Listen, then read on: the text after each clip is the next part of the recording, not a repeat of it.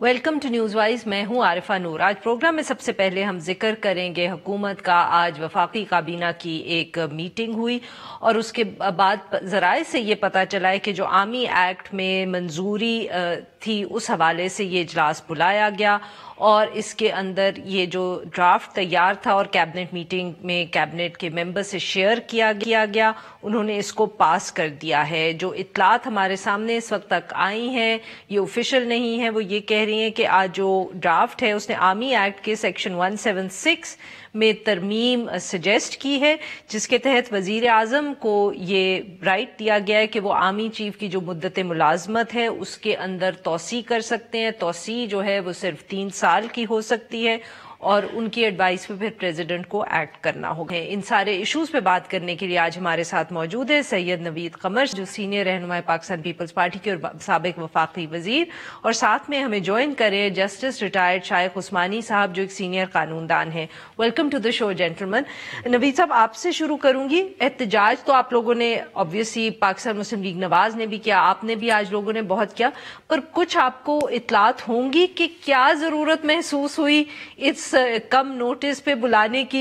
Flights are being cancelled, آپ سب جو کراچی سے خاص طور پہ آئے ہیں، آپ کے لیے تو آسان بھی نہیں ہوگا۔ What do you think is the reason؟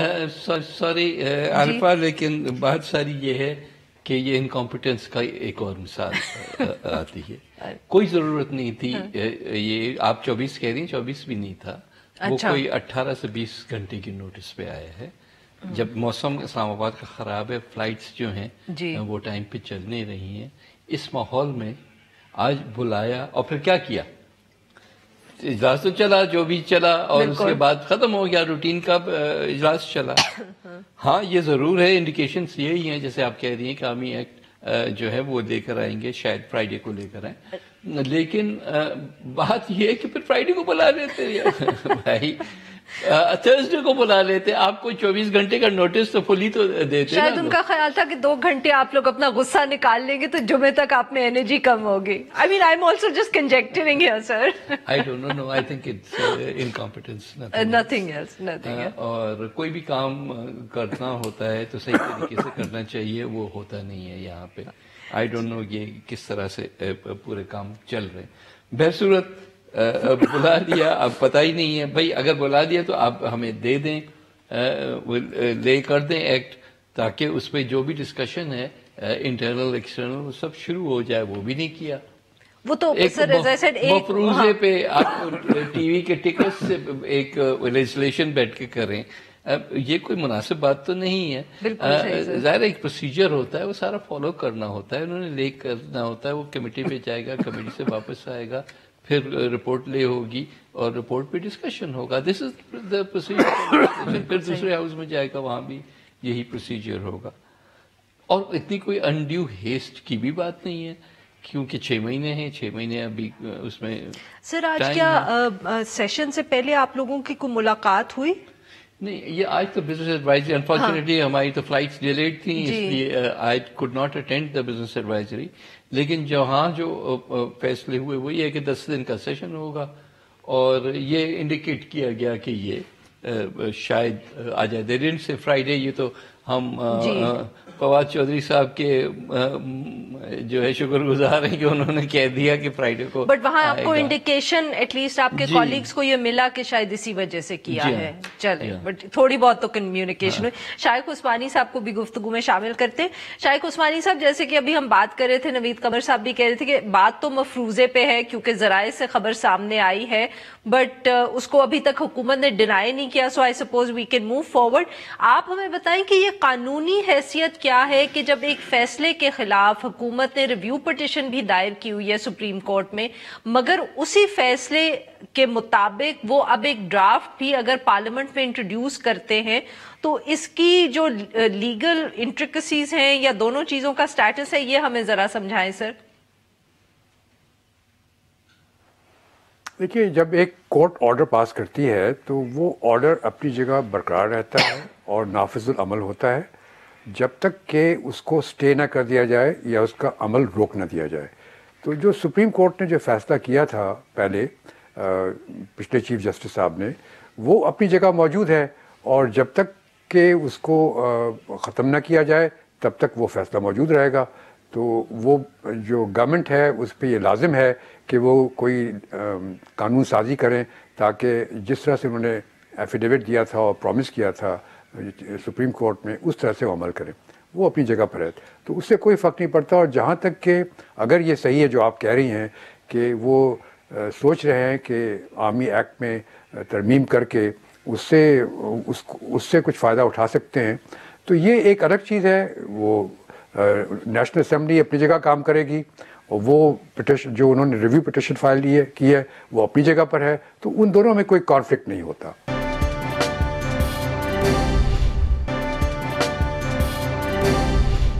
نوید صاحب تو اب پٹیشن تو ایک طرف بٹ کیونکہ مسودہ آنے والا ہے پارلیمنٹ کے اندر میں کلیئر کر دوں کہ ایک ایکٹ نہیں ہے 3 ایکٹس ہیں.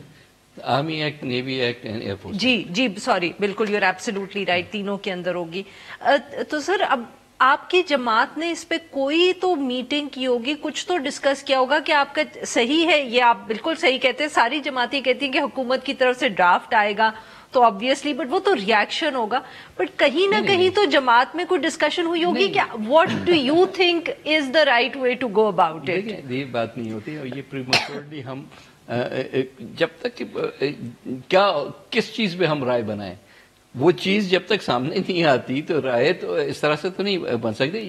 یہ سیریس معاملہ ہے اینڈ شاید کوئی ون ٹائم کا ایشو نہ ہو, یہ تو for all times to come کی بات ہے. بالکل صحیح. تو اس کے اوپر پارٹیز کے اندر ڈبیٹ کرنا جو ہے بہت لازم ہے, اور اگر نہیں بغیر ڈبیٹ یہ چیزیں ہوں گی تو خرابیاں ہوں گی نا. آپ نے دیکھ لیا کہ کتنے اٹیمپٹس ہوئے ہیں, سارے کے سارے اٹیمپٹس جو ہیں وہ خرابیوں سے ہوئے ہیں. If I can just add sir, یہی بات تو پھر جماعت میں کہیں ڈسکس نہیں ہوئی جو آپ یہاں بیٹھ کے سوئیں کہ انہوں نے اتنی غلطی کی, کیا ہونا چاہیے, توسیع پرسن اسپیسیفک ہونی چاہیے یا ایک ٹینیور ڈسکس کرنا چاہیے, کچھ تو آپ نے آپس میں بات کی ہوگی. دیکھیں پرسن اسپیسیفک تو شاید صرف ضیاء الحق نے اپنا نام ڈلوایا تھا کانسٹیٹیوشن میں یا لاز میں, پرسن اسپیسیفک کچھ بھی نہیں ہوتا.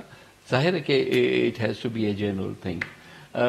تو لیکن پھر بھی جب فارملی ڈرافٹ آئے گا تو ہم بالکل پارٹی کے اندر اس پہ ڈیبیٹ کریں گے, پروز اینڈ کونس ہوں گے, I am sure wearing opinions بھی آئیں گے, اور ان اوپینینس کو پھر اکٹھا کر کے ایک فائنل ڈیسیشن ہوگا, اور وہی ڈیسیشن آپ کو پارلیمنٹ میں نظر آئے گا. پھر پارٹی لائن جو ہے then everybody will have to follow that line. But till then ابھی تک کوئی جماعت میں یہ ڈسکشن نہیں ہے. کوئی بات کہنا جو ہے میرا خیال ہے کہ مناسب نہیں ہے. اچھا, اور کوئی مطلب کہ یہ بھی نہیں آپ لوگوں نے ابھی تک فیصلہ کیا یا سوچا کہ ایکسٹینشن کو ان پرنسپل لیجٹمیسی ملنی چاہیے لیگل کے نہیں, یا ٹینیور ڈیفائن کرنا چاہیے. میں یہ اس لیے کیونکہ آخری دفعہ جب آپ سے ہی گفتگو ہوئی تھی تو آپ نے یہ سارے ایشوز ہائی لائٹ کیے تھے کہ these are the various arguments جن پہ ڈیبیٹ ہو سکتا ہے. سو میں صرف اسی کو ٹینیور کو ڈیفائن کرنا تو میرا خیال ہے کہ ضروری اس لیے بھی ہے کہ اگر آرمی ایکٹ ہے یا کوئی any of those other acts, اس میں یہ سمہاؤ پرزیوم کیا جا رہا تھا کہ اس پہ یہ سب چیزیں ہیں, اور اس کو کبھی کسی نے کوشچن نہیں کیا. اب جب کوشچن ہو گیا تو پتہ چلا کہ بہت سارے لکوناز ہیں, تو وہ تو لکوناز ویسے بھی فیل کرنے ہیں نا, کس کا کی اتھارٹی ہے, کس کا پاور ہے کہ اپوائنٹمنٹ کا. دو 243 does give you that indication, لیکن پھر بھی ایکٹ میں کلیئرٹی ہونی چاہیے. تو وہ ساری چیزیں اپنی جگہ پہ. باقی جو سوال آتا ہے جو آپ کا ہے کہ should there be an extension اور ناٹ, اور کس قسم کی ہونی چاہیے, ظاہر ہے کہ اس پہ اوپینینس ہوں گے, مختلف اوپینینس. اسی حوالے سے سر ایک اور جو قانون ہے جس کی آج کل بات ہو رہی ہے, آرڈیننس حکومت نے پاس کر دیا ہے نیب کے اوپر, اور اس حوالے سے بھی گفتگو ہو رہی ہے کہ اس کو بھی وہ پارلیمنٹ میں لے کے آئیں گے. اس کے اوپر آپ کی جماعت نے کوئی فیصلہ کیا ہے کہ جو انہوں نے آرڈیننس پاس کیا ہے in principle do you support it اور ناٹ, یا آپ اس میں ترمیم کرنا چاہیں گے؟ کہ پہلی چیز تو یہ کہ وہ کوئی گورنمنٹ کا فیصلہ نہیں ہے کہ وہ پارلیمنٹ میں آئے گا. ہر آرڈیننس جو ہے وہ آٹومیٹیکلی پارلیمنٹ میں آتا ہے, اور پارلیمنٹ میں جو ہے وہ کمیٹی کے پاس جاتا ہے اور پھر وہاں سے پھر فلور پہ آتا ہے. So that is just a normal procedure. بالکل صحیح, نہیں مائی مسٹیک. باقی یہ ہے کہ قانون پہ ہماری ڈیفینیٹلی ہمارا خیال ہے کہ قانون मनोवन जैसे है शायद वो एक्सेप्टेबल ना हो, लेकिन इसमें कानून नैब का या जो ऑर्डिनेंस ये हुकूमत लेके आई है, हुकूमत जो लाई है अभी ऑर्डिनेंस, उसमें कुछ एक्सेप्टेबल चीजें भी होंगी, बिल्कुल सही, लेकिन कुछ चीजें मेरे नजर में इवन कॉन्ट्रडिक्टरी हैं विद द ओरिजिनल लॉ। तो जाहिर है कि जब मुख्तलिफ चीजें, अब ये फॉर एग्जांपल एक कर्सरी रीडिंग से जो बात लगती है कि एक तरफ तो गवर्नमेंट कह रही है कि जो भी आपकी मिसयूज ऑफ अथॉरिटी है उसको तब तक आप प्रूव नहीं कर सकते जब तक कि उसके साथ कोई एसेट जो है फाइनेंशियल बेनिफिट और एसेट एस्टेब्लिश नहीं होता। लेकिन आपका जो ओरिजिनल लॉ कहता है कि न सिर्फ ये कि आपको जो है बेनिफिट मिला हो, लेकिन किसी और को भी बेनिफिट अगर मिला हो उसको वहां से तो निकाला नहीं है, यहां से आपने ये डाल दिया है। तो जाहिर है कि ये जब चीजें पार्लियामेंट में आएंगी और पार्लियामेंट्री कमेटीज में जाएंगी फिर तो एक एक लफ्ज पे बैठ के बहस होगी ना, बिल्कुल कि what are the things that they want to do and what are the things that we would want them to do. जी उस्मानी साहब, यहाँ आपसे भी एक सवाल पूछेंगे, जो नैब का ऑर्डिनेंस, जैसे नवीद कमर साहब से बात हो रही थी, ये ऑर्डिनेंस तो उन्होंने पास कर दिया है हुकूमत ने, मगर जो अजीब बात है वो ये है कि सुप्रीम कोर्ट का एक बहुत तफसीली फैसला आया था इस पे, जिसमें सुप्रीम कोर्ट ने भी रेकमेंड किया था कि नैब के कानून में तब्दीलियां की जाएं, मगर वो जो तब्दीलियां या रिकमेंडेशन सुप्रीम कोर्ट की थी वो इस ऑर्डिनेंस में बिल्कुल नजर नहीं आती। अब वो जो सुप्रीम कोर्ट का ऑर्डर है सर, उसका क्या स्टेटस है? वो पार्लियामेंट के ऊपर मैंडेटरी है कि नहीं? क्योंकि ये सवाल का जवाब अब जब आप देंगे तो प्लीज इस बात का भी ख्याल रखिएगा कि हुकूमत का जो ये आर्मी पिटिशन है इसमें भी ये मौकफ है कि सुप्रीम कोर्ट पार्लियामेंट को नहीं कह सकती कि आप 6 महीने के अंदर फैसला दें या लेजिस्लेशन करें। देखिए, ये तो सही है कि सुप्रीम कोर्ट कभी भी ये नहीं कहेगी कि आप ये तरमीम करें आइन में या कोई कानून बनाएं। ये काम सिर्फ पार्लियामेंट का है, इससे सुप्रीम कोर्ट का ताल्लुक नहीं। लेकिन पहली तो बात ये देख लें, ये जो आर्मी की चीफ के एक्सटेंशन की बात है, इसके मुतालिक पहले बात कर लेते हैं। वो ये कि सुप्रीम कोर्ट ने ये नहीं कहा कि आप जाके कानून बनाएं, ये तो गवर्नमेंट ने खुद कहा था कि आप हमें टाइम दें ताकि हम कानून बनाएं। ये बात मुख्तलिफ है। तो उस पर सुप्रीम कोर्ट ने कहा ठीक है, हम आपको 6 महीने दे देते हैं, अगर आप चाहते हैं तो आप कानून बना लें, और 6 महीने के लिए हम एक्सटेंशन दे देते हैं ताकि कोई डिस्टर्बेंस मुल्क में ना हो। तो ये बात ये नहीं है कि सुप्रीम कोर्ट ने उनको डायरेक्शन दी, सुप्रीम कोर्ट ने कभी डायरेक्शन नहीं दी और ना कभी सुप्रीम कोर्ट देगी। दूसरा जो आप बात कर रहे हैं सुप्रीम कोर्ट जजमेंट की, जिन्होंने कहा कि आइन इसमें तरमीम की जाए, वो इस वजह से कि जब उन्होंने इसको देखा नैब ऑर्डिनेंस को, तो इसमें खामियां नज़र आई उनको। तो ये तो सुप्रीम कोर्ट के पास पावर्स हैं कि वो ये कह सकती है कि इस कानून में खामियां हैं और इसमें अमेंडमेंट करनी चाहिए, लेकिन अमेंडमेंट क्या की जाए और कैसे की जाए ये सरासर पार्लियामेंट की सवाबदीद है। इसमें सुप्रीम कोर्ट कोई डायरेक्शन नहीं दे सकती। जी बहुत बहुत शुक्रिया शाइख उस्मानी साहब, आप बहुत शुक्रिया नवीद कमर साहब आपका। नाजरीन यहाँ पे लेंगे एक छोटा सा ब्रेक, और जब हम ब्रेक से वापस आएंगे तो हम बात करेंगे पाकिस्तान पीपल्स पार्टी की सिंध की हुकूमत के अंदर जो उन्होंने इन्विटेशन दिया है MQM को कि वो शामिल हो जाए और जो इत्तेहाद है हुकूमत के साथ सेंटर में उससे निकल आए। Stay with us.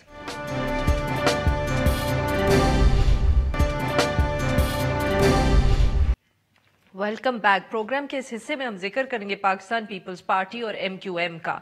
Bilawal Bhutto Zardari साहब ने ऑफर की है MQM को कि वो वफाक में जो पाकिस्तान तहरीक इंसाफ की हुकूमत है उसके साथ जो अपना इत्तेहाद है उसको छोड़ दें और उसके एवज वो सिंध में पाकिस्तान पीपल्स पार्टी के साथ एक इत्तेहाद बना लें। बिलावल भुट्टो जरदारी साहब ने जो ऑफर की उसमें उन्होंने ये भी कहा कि सिंध के अंदर वो उतनी ही वजारतें देने को MQM को तैयार हैं जितनी इस वक्त MQM के पास वफाक में हैं, बट शर्त ये है कि ना सिर्फ MQM जो है वो एक इत्तेहाद बनाए पाकिस्तान पीपल्स पार्टी के साथ, पर साथ में जो वफाक में पाकिस्तान तहरीक इंसाफ की हुकूमत है उसको भी गिराने में पाकिस्तान पीपल्स पार्टी का हाथ दे।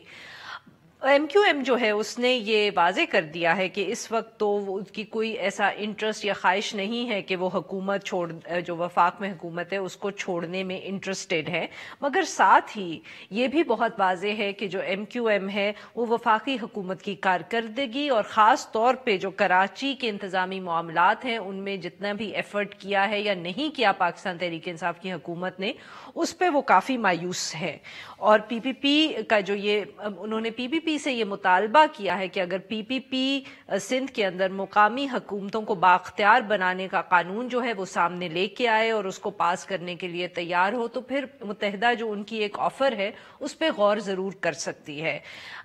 حکومت اور MQM کے درمیان جو یہ ایک تناؤ ہے جو کبھی کبھی ہمیں سامنے نظر آتا ہے، یا اتحادی جو ہے وہ خوش نہیں ہے، یہ پہلی دفعہ نہیں ہے کہ ہم نے یہ خبر سنی ہے کہ MQM بھی حکومت سے مایوس ہے، اور اس دفعہ بھی جب یہ بات سامنے آئی تو صاف ظاہر ہوا کہ حکومت کو بھی اس سے تشویش ہوئی ہے، اور فوراً حکومت کی طرف سے رد عمل آیا۔ جہانگیر ترین صاحب جو ہیں انہوں نے ملاقات کی ہے خالد مقبول صدیقی کے ساتھ، معاف کریے گا، انہوں نے فون پہ بات کی ہے اور کہا ہے کہ ہم جلد ہی ملاقات کریں گے، اینڈ آبویسلی جب ملاقات ہوگی تو MQM کی شکایتیں سننے کے لیے ہی ہوگی اور ان سے پوچھا جائے گا کہ حکومت کیا کر سکتی ہے تاکہ وہ اتحاد کے اندر ہی رہیں۔ اس سارے ایشو پہ بات کرنے کے لیے آج ہمارے موجود ہیں کنور نوید جمیل صاحب جو ممبر سندھ اسمبلی ہیں اور سینئر رہنما MQM پاکستان۔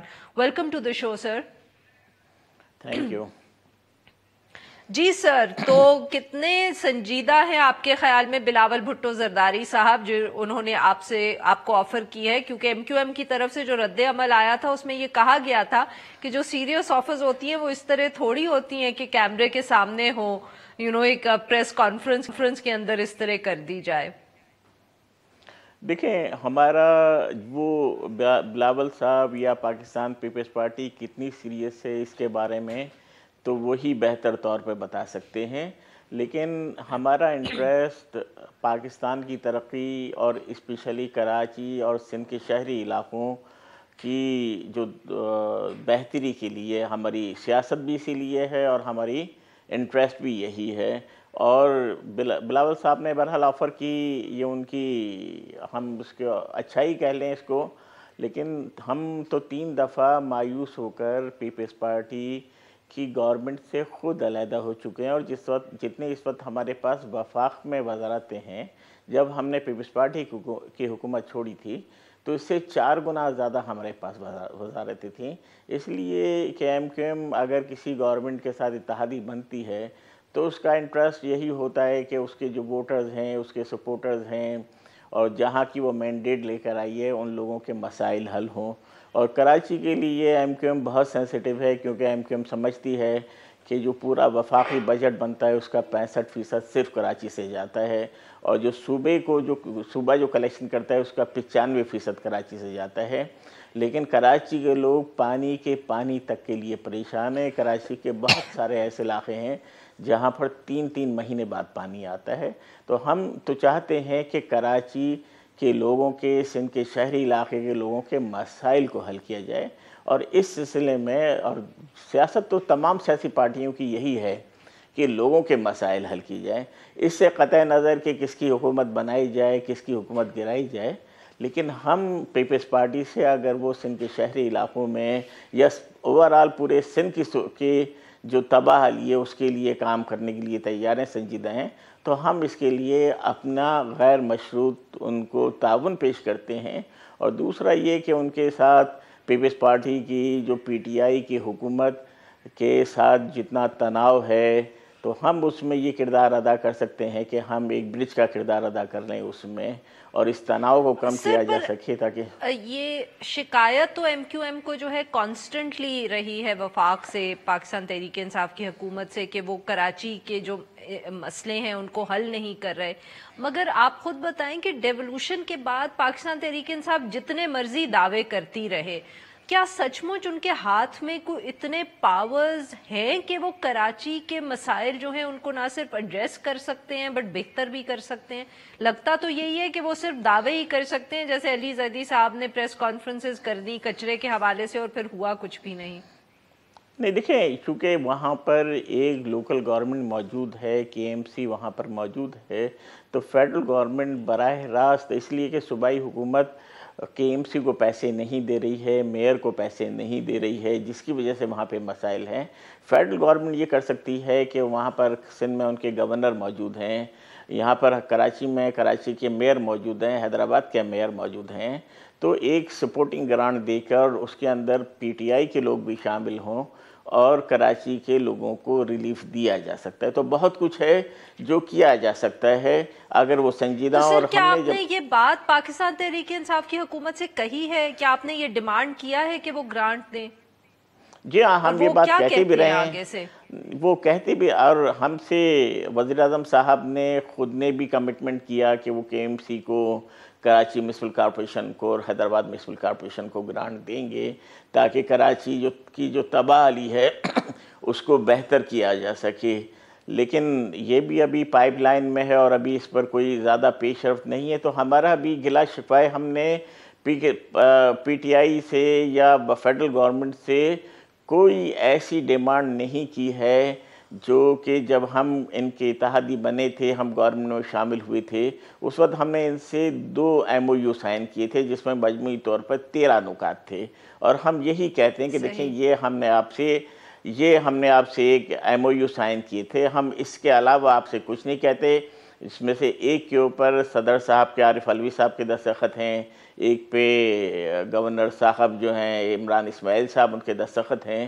ہم کہتے ہیں کہ بھی آپ انہی کو فلفل کر لیں، اور اس میں چونکہ پیش رفت بہت سلو ہے جس کی وجہ سے ہمارا گلہ رہتا ہے، اور گزشتہ عرصے میں ہم نے وزیر اعظم صاحب سے ملاقات کی ہے، جہانگیر ترین صاحب سے ملاقات کی ہے۔ اور سر، اگر یہ گلے دور نہیں ہوتے اور پاکستان پیپلز پارٹی دوسری طرف اس قسم کا لوکل گورنمنٹ کا قانون لے آتی ہے جو آپ کو ایکسیپٹیبل ہے، تو کیا آپ سچ مچ پھر تب جو اتحاد ہے پاکستان تحریک انصاف سے وہ توڑنے کا سوچ سکتے ہیں؟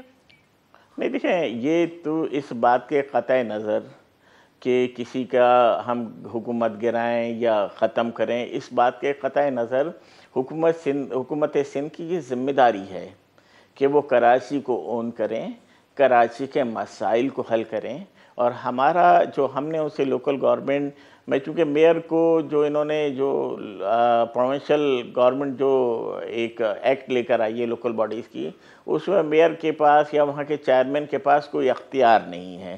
یہ بات اس کنیکشن میں کی گئی ہے کہ یہ کر بھی ہم ایک بہتر انڈرسٹینڈنگ ڈیولپ کر سکتے ہیں، اور سندھ کے شہری علاقوں کا، بشمول سندھ کے شہری علاقے، پورے سندھ کی ہم واضح خدمت کر سکتے ہیں کہ ایک اچھا بلدیاتی، لیکن یہ اس سے کوئی مشروط نہیں ہے کہ اس کی بنیاد پر ہم PTI کو چھوڑ دیں گے۔ PTI کو اگر ہم نے چھوڑنا پڑا تو ہم اپنی ریزرویشن پہ چھوڑیں گے، اور رابطہ کمیٹی میں جو ہمارا ہائیسٹ باڈی ہے اس میں یہ تمام چیزیں ڈسکشن میں آتی رہتی ہیں، اور یہ بات ہم نے کبھی چھپائی بھی نہیں ہے، نہ میڈیا سے چھپائی ہے، نہ پاکستان کے عوام سے چھپائی ہے، کہ جو ہم سے کمٹمنٹ PTI کی گورنمنٹ نے کیے تھے، وفاقی گورنمنٹ کیے تھے، وہ فلفل نہیں ہوئے ہیں۔ تو یہ گلہ ہم اس سے بند کمروں میں بھی کرتے رہتے ہیں اور میڈیا کے آگے بھی کرتے رہتے ہیں۔ بہت بہت شکریہ سر، آپ نے ہم سے بات کی۔ ناظرین، لیں گے ایک چھوٹا سا بریک۔